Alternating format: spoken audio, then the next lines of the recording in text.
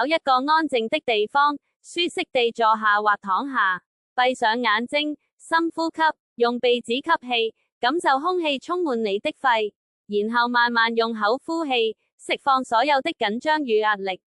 現在，想像有一道柔和而溫暖的光，開始在你上方閃爍。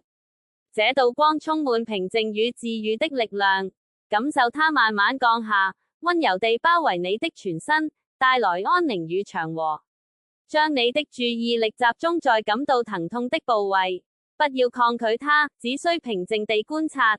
讓光照到這個區域，想像疼痛如同一片黑暗的雲或沉重的影子。光慢慢滲透這片雲霧，把緊張與不適轉化為寧靜與放鬆的能量。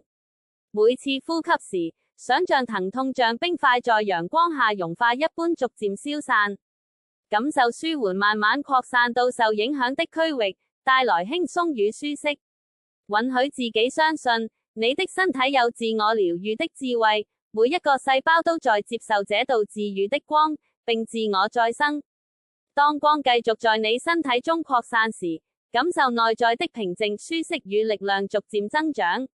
在這一刻，也給自己一個感恩的舉動。如果這個信息帶給你舒緩或愉悅，請考慮訂閱頻道、點讚並與朋友分享，讓更多人感受到這份平靜與療癒。